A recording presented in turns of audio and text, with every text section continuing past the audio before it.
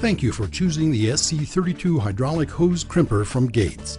What follows is an overview of the SC32 crimper, including setup, calibration, and operation. Please refer to your operator's manual for more detailed descriptions and information. Keep this video and your operator's manual in a safe place so you can refer to them again in the future. An incorrect hose assembly can rupture or blow apart in use, resulting in serious injury, death, or property damage. Remember, others depend on you to make the correct assemblies. Use this machine only if you receive hands-on training with this Gates crimper and assemblies. Follow the current Gates operator's manual and crimp data for the Gates SC32 crimper. Use only new Gates hoses and fittings. Wear safety glasses. This crimper can produce 80 tons of force. Keep hands clear of moving parts and pinch points. Gates recommends only those hose and coupling combinations that are specified in the Gates hydraulic products catalogs. Gates disclaims any liability for any hose assemblies which have not been produced in conformance with the Gates assembly recommendations. The following is a list of components on the SC32, as well as additional accessories available from Gates. On the front of the crimper you can see the 80-ton hydraulic cylinder, the adjustable ram retraction stop, the dial vernier adjuster, calibration adjustment screw, and the automatic stop switch. Moving to the back of the crimper, you can see the 1 or 2 horsepower 10,000 psi single-acting hydraulic pump available in 110 or 220 volt options, a power on-off circuit breaker switch, the oil fill and vent plug, and the manual pneumatic start-stop switch, which is attached via a 6-foot hose.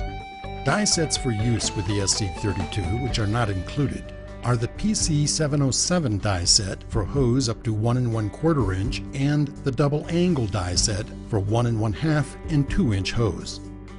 To crimp 90-degree 2-inch fittings, you will need the SC32 spacer kit, which includes a pusher spacer and a stop switch spacer.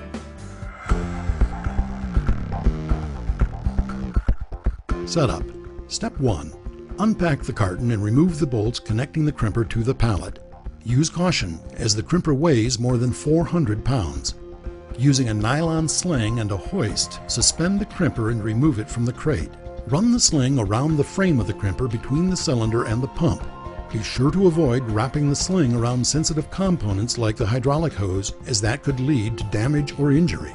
Place the crimper on a secured bench capable of supporting 500 pounds or more to accommodate the weight of the crimper, the dies, and the tooling. Proper bench height is approximately 32 inches. Be sure to secure the crimper to the bench with the appropriate mounting hardware. Step 2. Check the oil. Before operating the SC32 crimper, it is important to remove the shipping plug from the oil fill hole and replace it with the included vent plug. Visually inspect the oil reservoir to ensure that the oil level is between 1 1/2 to 2 inches below the oil fill plug. If it is lower than 2 inches below the fill plug, replenish with ISO viscosity grade 46 hydraulic oil. Your SC32 holds 1 gallon of oil. Step 3. Plug your crimper into the appropriate outlet. The tag attached to your pump motor will indicate the correct electrical supply needed. Incorrect electrical supply can cause damage to the equipment and a hazard to personnel. It will also void your warranty. Step 4. Turn on the power circuit breaker switch and unwrap the manual pneumatic start-stop switch. Next, loosen the adjustable ram retraction stop. Now, with hands clear of the machine, run the crimper 5 cycles and check the oil level to ensure it is still between 1 1/2 to 2 inches below the fill plug. You are now ready to check calibration.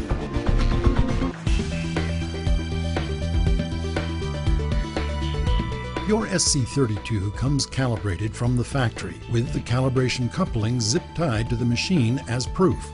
This verification step is necessary because the finished crimp OD is a critical feature of the finished assembly. Checking calibration. Insert the standard pressure plate and tighten the set screw through the hole in the hand hazard decal with a 1/8 inch hex key wrench. Next, orient the pressure plate as shown and tighten the set screw to hold it securely in place.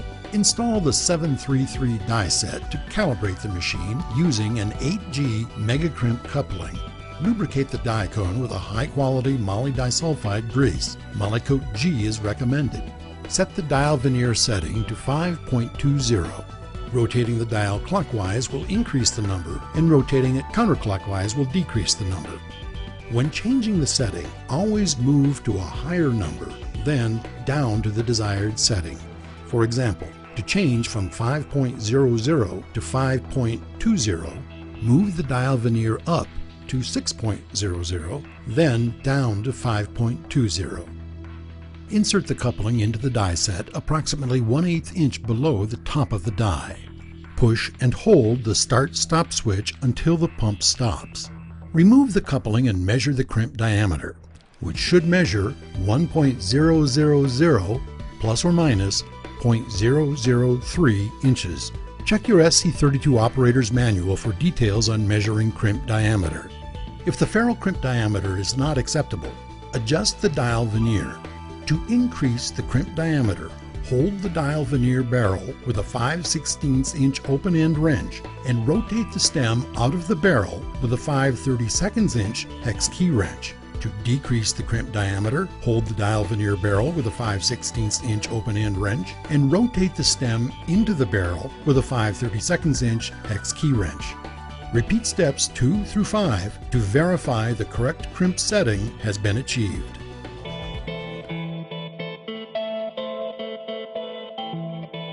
Now we'll show you how to operate your Gates SC32 hydraulic crimper using PC707 dies. Crimping on an SC32 is very similar to crimping on a PC707. First, make certain that the base is clean. Insert the standard pressure plate and tighten the set screw through the hole in the hand hazard decal with a 1/8 inch hex key wrench. Next, orient the pressure plate as shown and tighten the set screw to hold it securely in place. Lubricate the die cone with a high-quality moly disulfide grease. Molykote G is recommended. Now select the correct die set from the Gates Crimp Manual number 35019 for industrial hoses and couplings, or Gates Crimp Manual number 428-7635 for automotive applications. Or you can make your selections online at gates.com/ecrimp. Lubricate the outer surfaces of the dies with Molykote G. Be sure to load the two halves of the die set on the left and right with a split in the middle of the base plate. Position the die cone loosely over the die set and insert the hose and fitting from the bottom of the crimper. Now position the ferrule or mega crimp approximately 1/8 of an inch below the top of the die fingers. It's important to be sure the hex of a straight stem or round portion of a bent ferrule rests against the ferrule. Adjust the dial veneer to the setting obtained from the Gates manual for the combination of hose and fitting being crimped. Press and hold the pneumatic start-stop switch until the motor shuts off and the ram retracts. Always measure the finished crimp diameter to be certain that it is within the Gates specification. Now we'll cover the operating instructions for using double angle dies. Double angle dies effectively double the force of the crimper. Thus, larger fittings can be crimped than would be possible with conventional dies. The trade-off is that the diameter range that can be crimped is more limited than with a conventional die. Use only the dies specified in the Gates crimp specifications for any given combination of hose and fitting. When crimping large assemblies or specialized couplings, there are two things you should know. First, the pusher lifts off the center pivot by just lifting and taking it out of the way. This allows the operator to get the dies, die cone, and assembly in place before reinstalling the pusher. Secondly, on some large bent couplings, you may find an interference problem. The SC32 comes with a spacer kit that includes two spacers, one for the top of the die cone and one for the top of the dial veneer. This spacer kit allows the pusher to clear the coupling and maintain the same settings when crimping -32 bent couplings. Remove the standard pressure plate by loosening the set screw holding it in place. The set screw is located through the hole in the hand hazard decal. A 1/8 inch hex key wrench is required. Install the double angle base ring and make certain that the bottom flange is clean and free of debris and that the base ring seats firmly and squarely in the bottom flange. Select the correct double-angle die for the hose and fitting combination being crimped. Lubricate the inside of the bottom base ring and the top compression ring with a high-quality moly disulfide grease. Molykote G is recommended. Place the top double die cone squarely on top of the double-angle die set. Insert the hose and fitting from the bottom of the crimper. Note, in order to avoid taper in the final crimp, the fitting should be centered in the die set. Adjust the dial veneer to the setting obtained from the Gates manual. Note that for double-angle dies, settings greater than 16 are above the 0 due to special calibration factors for double-angle dies. Install the pusher on the ram if it has been removed. Then press and hold the pneumatic start-stop switch until the motor shuts off and the ram retracts. Finally, as always, measure the finished crimp diameter to be certain that it is within the Gates specification.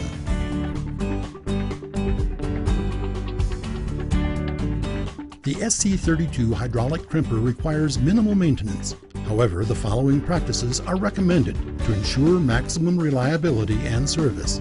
To lubricate your crimper, use a small brush and Molykote G grease. Apply a light coat to the inside surface of the die cone whenever it becomes shiny. Check the hydraulic oil level in the pump reservoir after each 10 hours of operation. If the oil in the hydraulic reservoir is more than 1 1/2 to 2 inches below the fill plug, add ISO viscosity grade 46 hydraulic oil. How often you need to change the oil depends on the pump's general working conditions, severity of use, and overall cleanliness. For general shop conditions, change the oil every 300 hours. Drain the oil through the plug in the bottom of the reservoir and refill with ISO viscosity 46 hydraulic oil to between 1 1/2 and 2 inches below the fill plug. Periodically inspect the surfaces of die sets for debris, metal chips, dirt, etc., or damage. If debris is present, clean and lubricate with Molykote G grease. Check screws holding fingers to cage to make sure they are tight. Tighten if necessary. Inspect the hose assembly connecting the crimper and pump monthly, or more often with severe use. If the hose has any signs of damage, replace it immediately. A damaged hose may rupture and cause serious injury. If hydraulic oil is present on the hose assembly, serious damage may exist. Replace the hose assembly immediately.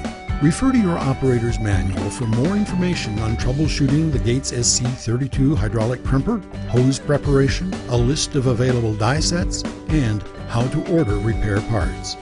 Thanks again for choosing Gates.